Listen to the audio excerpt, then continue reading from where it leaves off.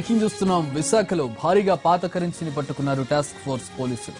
పాత నోట్ల మార్పిడి చేస్తున్నారన్న సమాచారంతో అక్కయ్యపాలెంలోని వేణుగోపాల్ అపార్ట్మెంట్స్ లో సోదాలు నిర్వహించింది టాస్క్ ఫోర్స్ సిబ్బంది. పాత కరెన్సీ మార్పిడికి ప్రయత్నిస్తున్న ముగ్గురిని అరెస్ట్ చేసి వారి నుంచి 1,91,00,000 ఓల్డ్ కరెన్సీ స్వాధీనం చేసుకున్నారు పోలీసులు. గడువు దాటిన తర్వాత రద్దయిన నోట్లు చలామణి చేయడంలో విఫలమవ్వడంతో ముఠా దొరికిపోయింది. నిందితుల్లో 2 రియల్ ఎస్టేట్ బ్రోకర్లు, ఒకరు మెడికల్ షాప్ ఓనర్ గా గుర్తించారు పోలీసులు.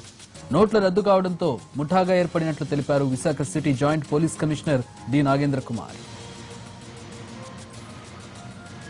విశాఖలో జరుగుతున్న పాత నోట్ల కరెన్సీ దందాపై పూర్తి వివరాలు మా ప్రతినిధి అశోక్ అందిస్తారు. అశోక్, పాత నోట్ల చలామణి గాని మార్పిడి గాని ఎప్పుడో ఆగిపోయింది, అయినా కూడా ఇంత పెద్ద మొత్తంలో కరెన్సీ పట్టుబడి, అసలు వీళ్ళ ఉద్దేశం ఏంటి? పట్టుబడ్డ వాళ్ళు ఏం చెప్తున్నారు? ఇప్పుడు ఏదైతే విశాఖలో పాత నోట్లతో పట్టుబడ్డారో వీళ్ళందరూ కూడా ఏదైతే గత సంవత్సరం ఈ నోట్ల రద్దు ఏదైతే ఉందో నవంబర్ నుంచి డిసెంబర్ ఎండింగ్ వరకు కూడా ఈ భారీగా నోట్లు మార్పిడి చేసుకునేందుకు పాత నోట్లన్నింటిని కూడా కొంతమంది వద్ద సేకరించారనేది కూడా ప్రధానంగా పోలీసుల దగ్గర నుంచి వచ్చిన సమాచారం. ఎందుకంటే పెద్ద మొత్తంలో నోట్లను చలామణి చేసి కొత్త కరెన్సీని వాళ్ళకి అందించాడు. అంటే మెజారిటీగా వీళ్ళొక కమిషన్ బేస్డ్ తో వీళ్ళందరూ కూడా ఈ పాత నోట్లను మార్పిడి చేసేందుకు ఒక టీమ్ గా ఏర్పడ్డారనేది కూడా పోలీసుల దర్యాప్తులో తేలింది. అయితే గతంలో కూడా అంటే నోట్ల రద్దు ఏదైతే గడువు ఉందో గడువు పూర్తయిన తర్వాత కూడా విశాఖలో భారీ ఎత్తున నోట్లు దొరికినాయి. అయితే వీళ్ళు కూడా ప్రధానంగా అప్పుడు ఏదైతే ఈ నోట్లు ఉన్నాయో వీటిలో కొంతవరకు మార్చగలిగినప్పటికీ కూడా డిసెంబర్ తర్వాత కూడా కొంత గడువు ఉంటుంది, అప్పుడు కూడా మార్చుకోవచ్చు అనే కొంత ఆలోచన ఉన్నారు. కానీ కేంద్ర ప్రభుత్వం నుంచి ఎటువంటి అలాంటి గడువు పెంచే ఆలోచనలు ఎట్లాంటివి రాకపోవడంతో వీళ్ళ దగ్గర భారీ ఎత్తున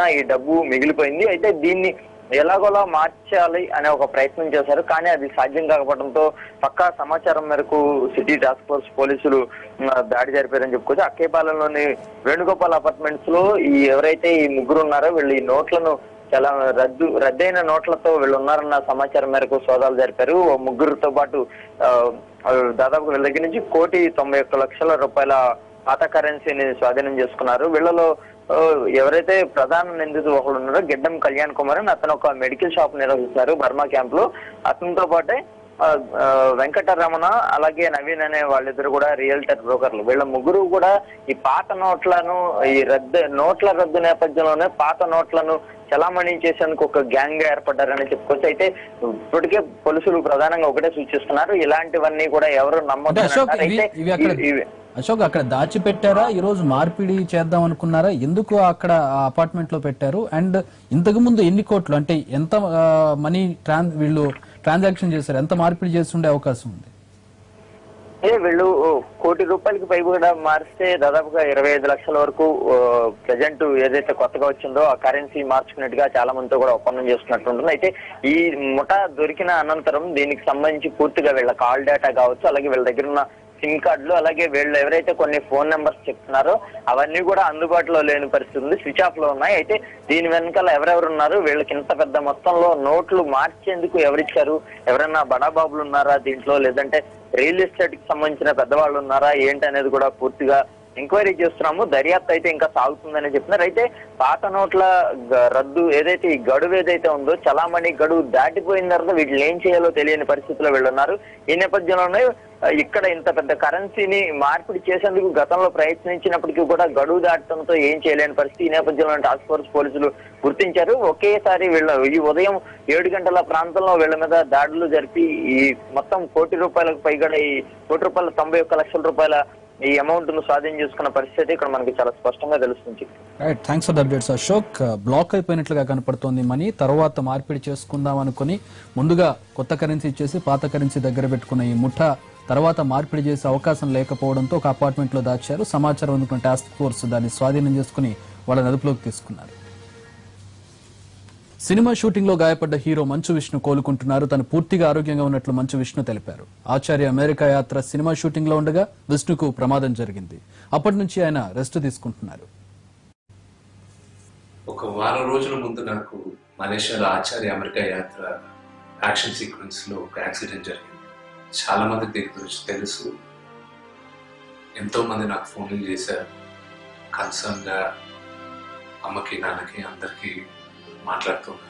దాని గురించి చెప్పక ముందు ఫస్ట్ అండ్ ఫార్మోస్ట్ అమ్మకి నాన్నకి వినీకి అక్కకి తమ్ముడికి వీళ్ళందరికీ సారీ చెప్పాలి. ఎందుకంటే నేను తీసుకొని ఒక చిన్న ప్రికాషన్ వల్ల వీళ్ళందరూ చాలా బాధపడాల్సి వచ్చింది.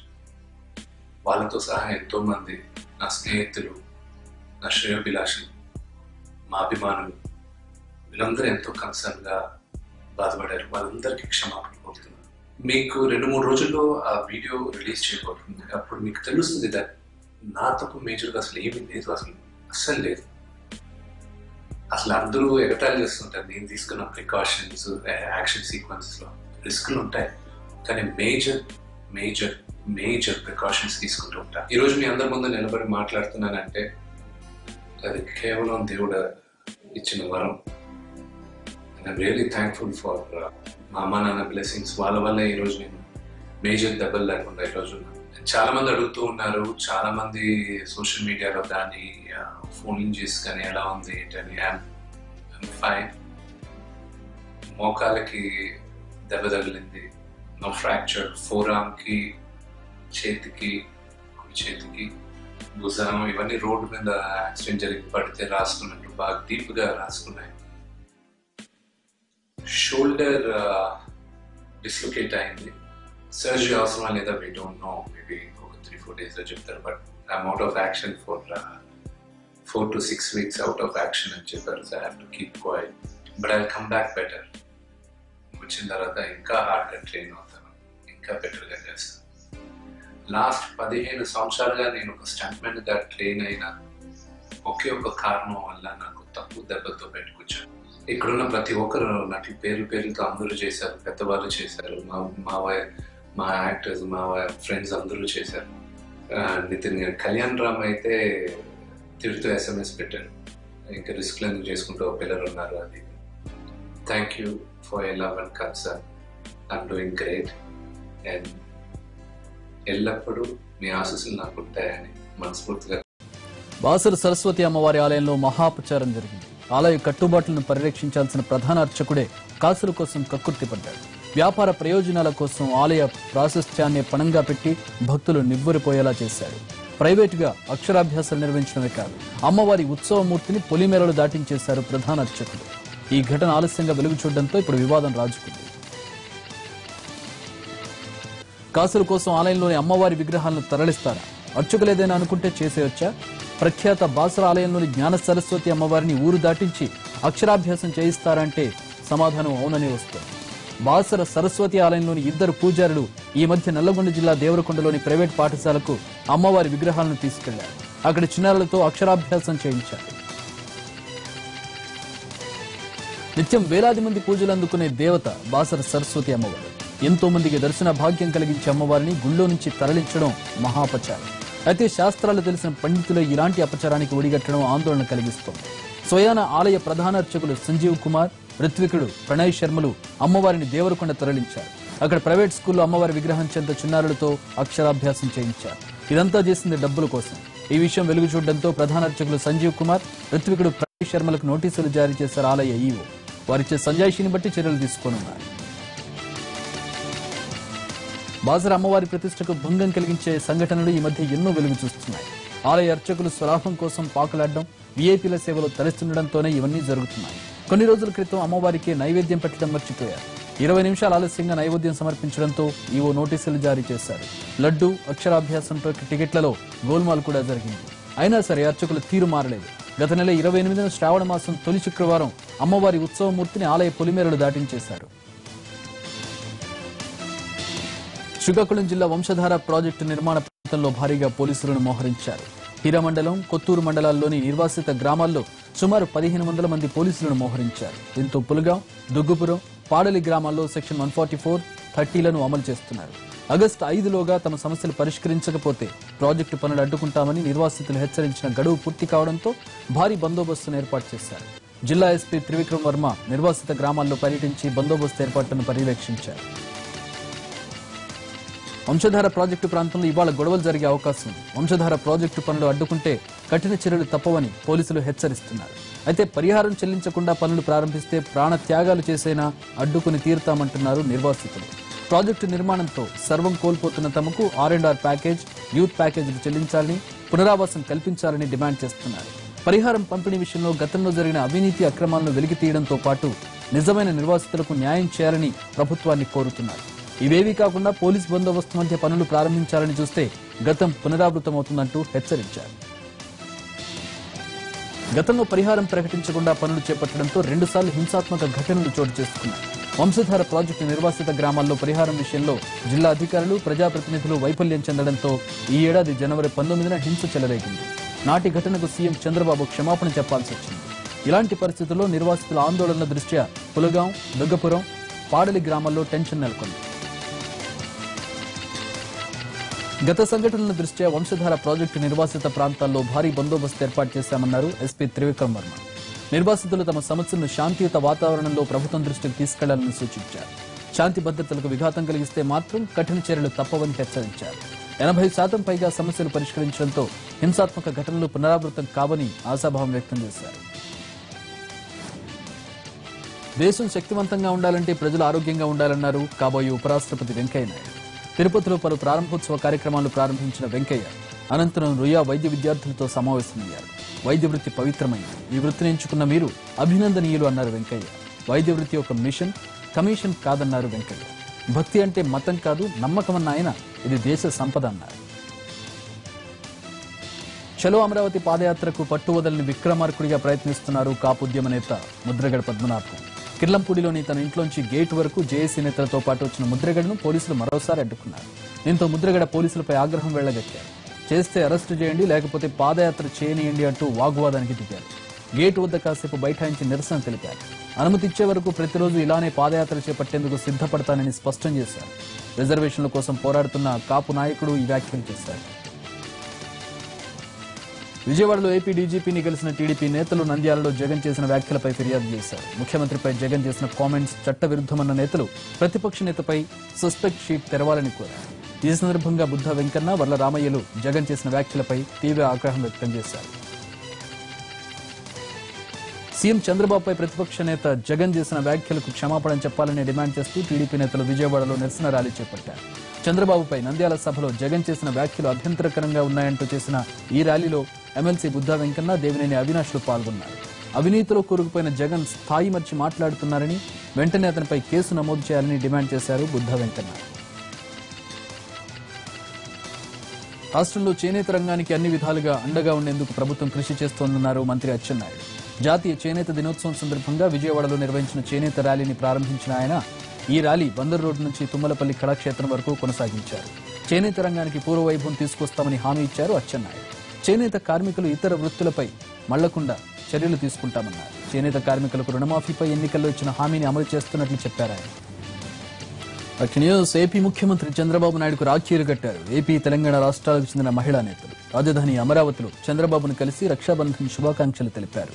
మంత్రి పరిటాల సునీత, పీతల సుజాత, శోభా హైమావతి, గద్దె అనురాధ ఈ కార్యక్రమంలో పాల్గొన్నారు. రాఖీలు కట్టిన మహిళా నేతలకు అభినందనలు తెలిపి ఆశీర్వదించారు ముఖ్యమంత్రి. ముఖ్యమంత్రి కేసీఆర్ ఇంట్లో రాఖీ వేడుకలు ఘనంగా జరిగాయి. కేసీఆర్ కు అక్కా చెల్లెళ్లు రాఖీలు కట్టారు. ఈ సందర్భంగా వారికి చీరలు బహుకరించారు కేసీఆర్.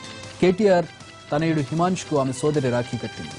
తాత మనోళ్లు పక్కపక్కనే కూర్చుని రాఖీలు కట్టించుకుంటే కుటుంబ సభ్యులంతా సందడి చేశారు. ఎంపీ కవిత, కేటీఆర్ తో పాటు కుటుంబ సభ్యుల్లోని సోదరులకు రాఖీలు కట్టారు. రక్షాబంధన్ సందర్భంగా అన్న కేటీఆర్ కు రాఖీ కట్టి శుభాకాంక్షలు తెలిపారు ఎంపీ కవిత. ప్రయాణ సమయంలో అన్నలు సేఫ్ గా ఉండాలంటూ క్యాంపెయిన్ మొదలుపెట్టిన కవిత కేటీఆర్ కు హెల్మెట్ కూడా బహుకరించారు. అటు కేటీఆర్ కూడా చెల్లెమ్మ కవితకు పట్టు చీరను కానుకగా ఇచ్చారు. చెల్లెలు కవితకు వినూత్నంగా రక్షాబంధన్ శుభాకాంక్షలు తెలిపారు తెలంగాణ మంత్రి కేటీఆర్. తోడబుట్టిన వారి మధ్య ఉండే అనుబంధాన్ని గుర్తు చేసే ఓ చిన్న వీడియోను ట్విట్టర్లో పోస్ట్ చేశారు. ఓ చిన్న పాప స్కూల్ నుంచి వస్తున్న అన్న కోసం ఎదురు చూస్తూ ఉంటుంది. స్కూల్ బస్సు దిగగానే ఆనందంతో మురిసిపోతుంది. ఇంతకు మించిన అనుబంధం ఇంకేముందంటూ కవితకు రక్షాబంధన్ విశేష చెప్పారు కేటీఆర్. అన్న చెల్లెళ్ల ప్రేమానుబంధాలను, పరస్పర అనురాగాన్ని చాటే రాఖీ పౌర్ణమి విశిష్టమైన పండుగని చెప్పారు ఏపీ ప్రతిపక్ష నేత వైఎస్ జగన్మోహన్ రెడ్డి. సోదరి షర్మిల రాఖీ కట్టిన చిత్రాన్ని ట్విట్టర్లో పోస్ట్ చేసిన జగన్ ఈ పర్వదినం ప్రజల్లో సోదర భావాన్ని, ఐక్యతను చాటారని ఆకాంక్షించారు. రాజ్భవన్లో రాఖీ వేడుకలు ఘనంగా ప్రారంభమయ్యాయి. తెలుగు రాష్ట్రాలకు చెందిన ప్రముఖులు గవర్నర్ నరసింహన్కు రాఖీ కట్టారు. బ్రహ్మకుమారిలు గవర్నర్ను కలిసి రాఖీ కట్టి శుభాకాంక్షలు తెలిపారు. చిన్నారులతో నరసింహన్ సరదాగా గడిపారు. రక్షాబంధన్ వేడుకల్లో పాల్గొన్నారు ప్రధానమంత్రి మోడీ. గుజరాత్ బృందావన్ ఆశ్రమానికి చెందిన వితంతువులు మోడీకి రాఖీ కట్టారు. ఢిల్లీకి చెందిన వివిధ పాఠశాలల విద్యార్థులు బ్రహ్మకుమారిలు మోడీకి రాఖీ కట్టి శుభాకాంక్షలు తెలిపారు. రాష్ట్రపతి భవన్లో రక్షాబంధన్ వేడుకలు ఘనంగా జరిగాయి. రాష్ట్రపతి రామ్నాథ్ కోవింద్ దంపతులు ఈ కార్యక్రమంలో పాల్గొన్నారు. స్కూల్ విద్యార్థులు రామ్నాథ్ కోవింద్ కు రాఖీ కట్టి శుభాకాంక్షలు తెలిపారు. చిన్నారులకు చాక్లెట్లు ఇచ్చి వారితో కాసేపు సరదాగా గడిపారు రామ్నాథ్ కోవింద్. భారత్ పాకిస్తాన్ సరిహద్దు ప్రాంతం వాఘాలో రాఖీ వేడుకలు ఘనంగా జరిగాయి. బార్డర్లో విధులు నిర్వహిస్తున్న సైనికులు పంజాబ్ మహిళలు రాఖీ కట్టారు. దేశ రక్షణలో పోరాడుతున్న బీఎస్ఎఫ్ జవాన్లకు శాల్యూట్ చేశారు. స్వీట్లు పంచిపెట్టి తమ ఆనందాన్ని పంచుకున్నారు. రాఖీ సందర్భంగా వాఘా బార్డర్లో ప్రత్యేక సాంస్కృతిక కార్యక్రమాలు నిర్వహించారు. దేశవ్యాప్తంగా రక్షాబంధన్ వేడుకలు ఘనంగా జరుగుతున్నాయి. ఉత్తరప్రదేశ్లో మతాలకు అతీతంగా అన్ని వర్గాల ప్రజలు రక్షాబంధన్ జరుపుకుంటున్నారు. ముస్లిం మహిళలు హిందూ సోదరులకు రాఖీ కట్టి సోదర భావాన్ని చాటుకున్నారు. కాన్పూర్లోని కొన్ని ముస్లిం కుటుంబాలు ఎప్పటి నుంచో రక్షాబంధన్ను పాటిస్తున్నాయి. హిందూ స్నేహితుల ఇంటికి వెళ్లి రాఖీలు కట్టి మిఠాయిలు పంచిపెట్టారు. తిరుమల శ్రీవారి ఆలయంలో ఇనుప మెట్ల నిర్మాణ పనులు నిలిపివేస్తున్నట్లు టీటీడీ ప్రకటించడంతో సంబరాలు జరుపుకున్నారు రాయలసీమ పోరాట సమితి నేతలు. అలిపిరి నడకదారిలో టెంకాయలు కొట్టి మొక్కులు తీర్చుకున్నారు. ఇనుప మెట్ల కోసం శ్రీవారి సొమ్ము 40 లక్షలు ఖర్చు చేశారని, ఆ మొత్తాన్ని ఉన్నతాధికారుల జీతాల నుంచి రికవరీ చేయాలని డిమాండ్ చేశారు రాయలసీమ పోరాట సమితి నేత నవీన్ కుమార్ రెడ్డి. ఇక నుంచి ఎలాంటి నిర్ణయం తీసుకున్నా భక్తుల మనోభావాలను గౌరవించాలని, ఆగమ శాస్త్ర విరుద్ధంగా ఏదీ చేయకూడదని కోరారు. హైదరాబాద్ వనస్థలిపురం అనూష నర్సింగ్ హోంలో దారుణం జరిగింది. కమలానగర్లో నివాసం ఉంటున్న మధు, హారిక గత కొన్నేళ్లుగా ప్రేమించుకుంటున్నారు. అయితే ప్రియురాలికి గర్భం రావడంతో రహస్యంగా దాన్ని తీయించేందుకు అనూష నర్సింగ్ హోంలో చేర్పించారు. 7 నెలల గర్భిణికి అబార్షన్ చేసే క్రమంలో ఆక్సిజన్ సరిగా అందకపోవడంతో హారిక మృతి చెందింది. దీంతో ప్రియుడు మధుతో పాటు డాక్టర్ గిరిజారాణిని అరెస్ట్ చేశారు పోలీసులు. హారిక మృతదేహాన్ని ఉస్మానియా మార్చరీకి తరలించారు. వనపర్తి జిల్లా కేంద్రంలోని పాత బస్టాండ్ సమీపంలో అనుమతి లేకుండా నిర్వహిస్తున్న మల్లికా నర్సింగ్ హోంపై వైద్య శాఖ అధికారులు దాడులు చేశారు. అర్హత లేకుండా ఆపరేషన్లు చేయడం, డెలివరీలు చేయడం, చట్టవిరుద్ధంగా స్కానింగ్లు చేయడం తేలడంతో ఆ నర్సింగ్ హోంను సీజ్ చేశారు అధికారులు తనిఖీలకు రావడం చూసిన ఆసుపత్రి సిబ్బంది పరారయ్యారు. దీంతో వనపర్తి జిల్లా డిమాండ్ హెచ్ఓ పోలీసులకు ఫిర్యాదు చేశారు. కాకినాడ నగరపాలక సంస్థ ఎన్నికలకు నామినేషన్ల ప్రక్రియ మొదలైంది. కొత్తగా విలీనమైన 3 గ్రామాలకు చెందిన 42, 48వ నెంబర్ డివిజన్లను మినహాయించి మిగతా 48 డివిజన్లకు ఎన్నికలు నిర్వహిస్తున్నారు. గంగనాపల్లి, స్వామినగర్, ఎస్ అచ్యుతాపురం గ్రామాలకు చెందిన 2 డివిజన్లలో ఎన్నికలు వాయిదా పడ్డాయి. 3 డివిజన్లకు ఒక రిటర్నింగ్ అధికారి చొప్పున మొత్తం 17 మంది రిటర్నింగ్ అధికారులను నియమించారు. ఇవాళ్టి నుంచి గురువారం వరకు నామినేషన్లు స్వీకరిస్తారు. ఉదయం 11 గంటల నుంచి మధ్యాహ్నం 3 గంటల వరకు నామినేషన్లు దాఖలు చేయాలి. అయితే ప్రధాన పార్టీలన్నీ అభ్యర్థుల వేటలో నిమగ్నమయ్యాయి. విశాఖ స్టీల్ ప్లాంట్ ప్రైవేటీకరణకు వ్యతిరేకంగా ఢిల్లీలో ధర్నా చేసేందుకు విశాఖ నుంచి బయలుదేరారు 1000 మంది స్టీల్ ప్లాంట్ కార్మికులు. కేంద్ర ప్రభుత్వం స్టీల్ ప్లాంట్ ను కారు చౌకగా ప్రైవేట్ వాళ్లకు అప్పగించే ప్రయత్నం చేస్తోందని ఈ నెల 9వ తేదీన జంతర్ మంతర్ వద్ద మహాధర్నాకు పిలుపునిచ్చారు. ఢిల్లీ వెళుతున్న కార్మికులకు రైల్వే స్టేషన్లో ఘనంగా వీడ్కోలు పలికారు సిఐటియు నేతలు. రాఖీ పండుగ రోజు హైదరాబాద్లోని ఓ ఇంట్లో విషాదం నెలకొంది. సైదాబాద్ ఏరియాలోని విష్ణునగర్లో ఇంటి ముందు ఆడుకుంటున్న 2 ఏళ్ల చిన్నారిని ఓ కారు ఢీకొంది. ఈ ప్రమాదంలో చిన్నారి చేతన అక్కడికక్కడే చనిపోయింది. దీంతో కుటుంబ సభ్యులు, బంధువులు గుండెల విసేలా రోధిస్తున్నారు. పోలీసులు కార్ డ్రైవర్ కోసం గాలిస్తున్నారు.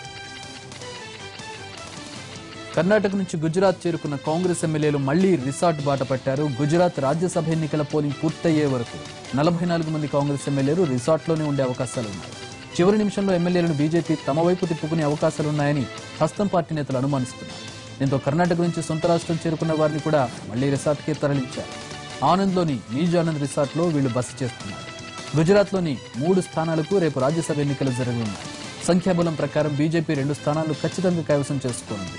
బీజేపీ జాతీయ అధ్యక్షుడు అమిత్ షా, కేంద్ర మంత్రి స్మృతి ఇరానీ 2 స్థానాల నుంచి పోటీ చేస్తున్నారు. అహ్మద్ పటేల్ ను ఓడించి 3వ సీట్ను కూడా తమ ఖాతాలో వేసుకోవాలని కమలనాథులు పట్టుదలతో ఉన్నారు.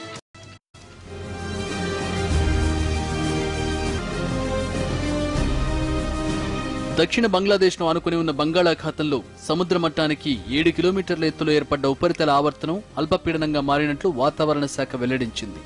దీని ప్రభావంతో రుతుపవనాల్లో కాస్త చలనం ఉండొచ్చన్న అంచనా వేస్తోంది. మరోపక్క కోస్తాంధ్ర మీదుగా ఉన్న ద్రోణి అలాగే కొనసాగుతోంది. దీనివల్ల రాగల 24 గంటల్లో తెలుగు రాష్ట్రాల్లో పలు చోట్ల తేలికపాటి నుంచి మోస్తరు వర్షాలు కురిసే అవకాశాలున్నాయని వాతావరణ అధికారులు చెప్పారు.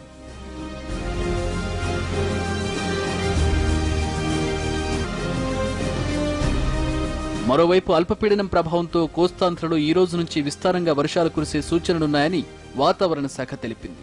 బంగాళాఖాతంలో ఏర్పడిన ఉపరితల ఆవర్తనం బలపడి అల్పపీడనంగా మారింది. ఈశాన్య బంగాళాఖాతంలో ఉన్న ఉపరితల ఆవర్తనం దిశ మార్చుకుని వాయువ్య వైపుగా వచ్చిందని, ప్రస్తుతం పశ్చిమ బంగా తీరానికి దగ్గరలో ఉన్న ఈ ఉపరితల ఆవర్తనం అల్పపీడనంగా మారినట్లు వాతావరణ అధికారులు తెలిపారు. పైగా ఇది సముద్ర మట్టానికి 7.6 కిలోమీటర్ల ఎత్తున ఏర్పడడంతో భారీ వర్షాలకు అవకాశం ఉందని అంటున్నారు.